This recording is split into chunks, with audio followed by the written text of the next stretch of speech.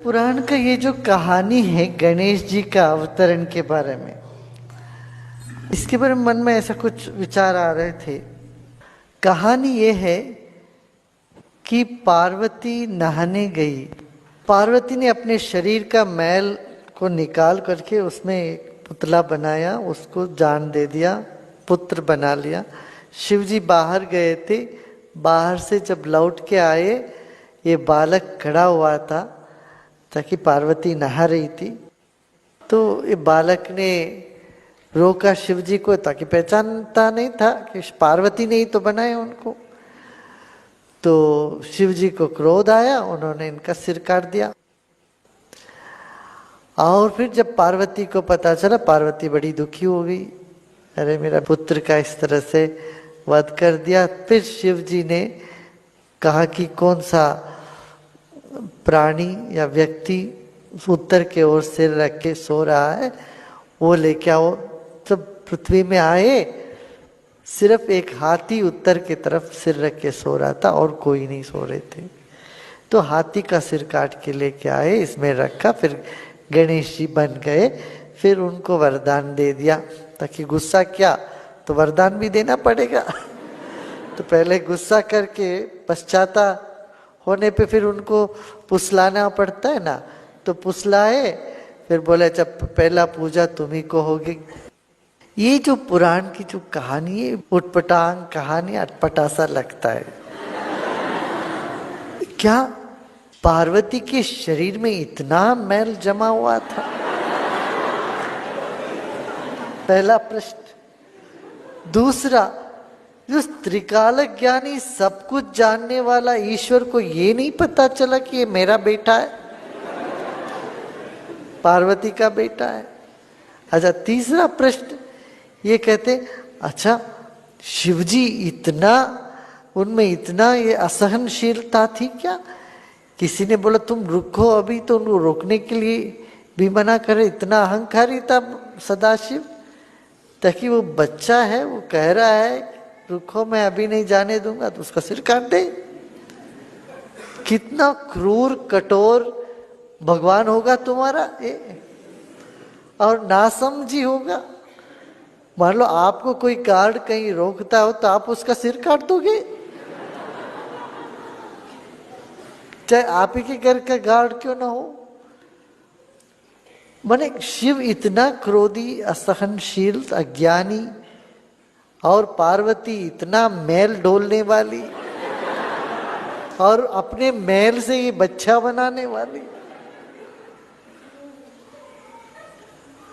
तो जो आस्था नहीं रखते हिंदू धर्म में, वो इस सब कहानी को ले ले करके हिंदू धर्म की खूब पिटाई करते हैं और हमारे देश के, हमारे धर्म के जो युवकों को इसमें से हटाते हैं।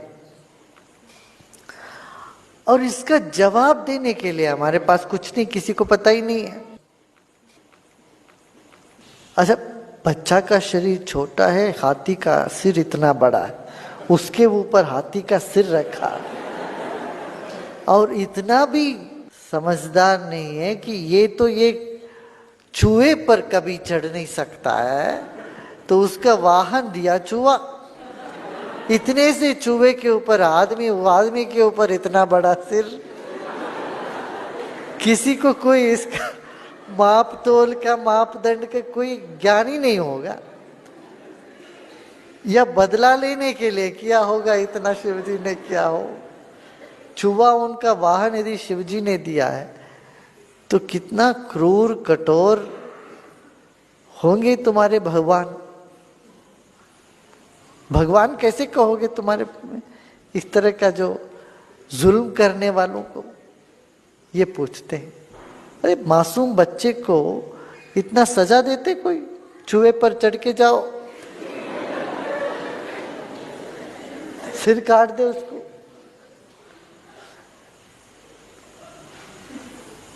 नहीं, गलत समझ है। गणेश जी की कहानी ये नहीं है।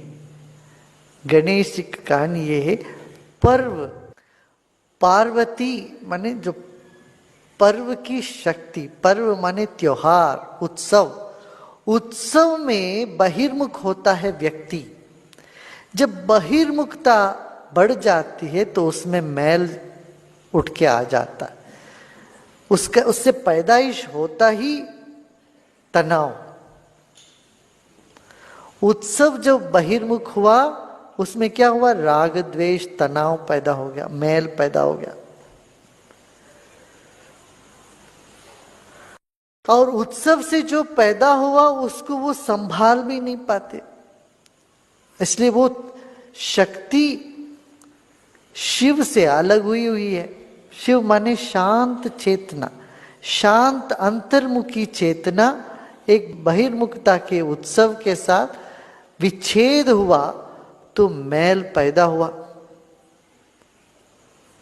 अब वो शांत चेतना को ये शक्ति है कि इसको एक नया रूप दे दे। जिसको मैल करके देखते वो छोटा सिर था, छोटा मन था, आप उसको एक बड़ा मन दे दिया जाए। जिस ज्ञान शक्ति में कर्म शक्ति निहित है ऐसा रूप दे दिया जाए। माने देखो, एक बड़ा फैक्ट्री का मालिक क्या करता है, वो खुद जाके काम नहीं करता, वो सिर्फ दस्तखत करता है। उसके ज्ञान में होने पर वो हाँ या ना बोलने से बाकी सब काम हो जाता है। फैक्ट्री का मालिक का काम यही है, वो हाँ बोलता है या ना बोलता है, अप्रूव करता है, डिसअप्रूव कर देता है, खुद नहीं काम करता। माने ज्ञान शक्ति में कर्म शक्ति उसका निहित है ना। एक फैक्ट्री का मालिक आज ऑर्डर देता है, आज आदेश देता है, इतने लाख टन तुम सामान लेके आओ, बस वो दस्तखत ही करता है, वो काम हो जाता है। तो छोटा मन में ये चीज नहीं है। बड़ा मन जो है, विशाल सिर माने ज्ञान, जिसमें ज्ञान शक्ति कर्म शक्ति एक साथ है, वो हाथी का सिर है। माने उसका सूंड से ही वो सारा काम करती है, हाथी उसी से सूंघती है। उसी वो एक ही प्राणी है जो अपनी सूंड से ही सूंघती है और काम भी कर देते उससे, उसी से खाती है। ज्ञान और कर्म शक्ति का एक होने का प्रतीक है हाथी। तो छोटा मन को बड़ा मन से इन्होंने जोड़ दिया, छोटा मन को हटाया, छोटे दिमाग को हटाया, छोटी बुद्धि को हटा के बहुत विशाल बुद्धि, प्रकांड बुद्धि को स्थापित कर दिया। प्रकांड बुद्धि ने क्या किया, जो जो विघ्न लगा उत्सव में, जो विघ्न लगा, मैल लगा, उसको ज्ञान में परिवर्तित कर दिया। इसीलिए ज्ञान के मालिक है गणपति और विघ्न को दूर करने वाले। भाई एक झरना है, झरना के बीच में चट्टान पड़े, वो झरना वो चट्टान के ऊपर से चली जाती है और ज्यादा सुंदरता लेके आती है वो उस बहाव को, है ना। पानी के पथ पर पत्थर हो, वो पानी और सुंदर ढंग से बहने लगती है और एक मनोहर ढंग से पानी बहने लगती है। इसी तरह से जहां ज्ञान होता है वहां विघ्न नहीं होता, विघ्न दूर हो जाता है। तो ज्ञान के अधिपति, प्रज्ञा के अधिपति विघ्न को हरता है। विघ्न का महसूस करना ही अज्ञान है। जीवन में जो भी विघ्न समझते हैं हम, वो सारे विघ्न विशाल दृष्टिकोण का अभाव से होता है। एक विशाल दृष्टिकोण से देखा जाए विघ्न तो है ही नहीं। तो विघ्न विनायक, विघ्न को दूर करने वाले, विनायका, जिसका कोई नायक नहीं है, या ऐसा एक विशेष नायक जो तुम्हें दिखाता है कि कोई विघ्न ही नहीं है जीवन में। ये बताने के लिए इस तरह के एक प्रतीक के रूप में कहानी रचाया गया। ना पार्वती के शरीर में मैल रहा, ना ईश्वर इतना अज्ञानी रहे। मगर जो शिव तत्व जो है, उस शिव तत्व शांत अद्वैत आत्म तत्व में बोध का उदय होना। देखो, शिव तत्व सब जगह है, सब में है, सर्वव्यापी है, मगर किसी किसी में वो बोध के रूप में प्रकट होता है। प्रकट हुआ हुआ बोध को विघ्नायक कहते, गणाधिपति कहते, गण के नायक कहते। गण माने समूह। ये सारा संसार अणु परमाणुओं का समूह है। इन सब का जो नायक है वो विनायक है। माने कोई है भी नहीं नायक, फिर भी नायक। गणाधिपति और विनायक ये दोनों विरोधात्मक शब्द है। तो गणपति माने गण के अधिपति, विनायक माने जो नायक नहीं है भी नहीं भी। इस तरह का एक विशिष्ट प्रतीक को हमारे पूर्वजों ने हमारे सामने रखा। तो गण के नायक, जो हर तरह के गण के जो नायक है, अधिपति है, गण का पति है, वो गणपति है। प्रज्ञा कारक, बुद्धिवर्धक, विघ्न विनायक, विघ्न विनाशक, ये तीनों जो है ये बोध स्वरूप जागृत आत्मशक्ति का प्रस्फुरण है, प्रकटीकरण है।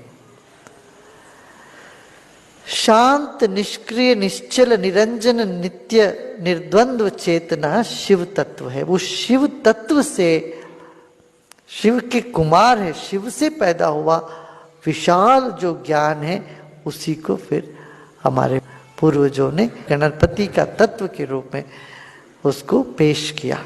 गणपति तत्व को हमारे सामने रखा है। तो आदि शंकराचार्य ने बहुत सुंदर तरीके से गणपति का विवरण किए हैं। कहते अजम निर्विकल्पम, गणपति का कभी जन्म ही नहीं हुआ। निर्विकल्पम, इनका कोई और विकल्प नहीं है, माने इनका कोई दूसरा चॉइस ही नहीं है। गणपति है और दूसरे भी है क्या? नहीं, दूसरे कोई है नहीं। निर्विकल्प, वहां कोई और विकल्प ही नहीं है। अजम निर्विकल्पम निराकारमेकम, निराकार है, उस गणपति तत्व का कोई आकार नहीं है। निराकारमेकम, एक ही है। निरानंद मानंद मद्वैत पूर्णम, आनंद से भी परे, निरानंद, आनंद भी है, आनंद है भी ना भी, अद्वैत पूर्ण, अद्वैत है और पूर्ण है। परम निर्गुणम निर्विशेषम निरीहम परब्रह्म रूपम गणेशम भजेमा। सारे गुण के जो अधिपति है वो निर्गुण है। परम निर्गुणम निर्विशेषम निरीहम, कोई विशेष नहीं है, निर्विशेष है, सब जगह मौजूद है। विशेष माने जो सब जगह नहीं है वो विशेष होते हैं, इसलिए परमात्मा को निर्विशेष कहा गया। सब जगह मौजूद है, कोई स्पेशल नहीं है, ऑर्डिनरी है, साधारण, निर्विशेष। परम निर्गुणम निर्विशेषम निरीहम परब्रह्म रूपम गणेशम भजे। ऐसा परब्रह्म स्वरूप गणेश को मैं नमस्कार करता हूं। गुणातीतमानं चिदानंद रूपम चिदाभासकम सर्वगम ज्ञानगम्यम मुनिध्येयमाकाश रूपम परेशम परब्रह्म रूपम गणेशम भजेमा। चिदाकाश स्वरूपी है, चिन्मय है, चिन्मयता है और सर्वगम ज्ञान, सबके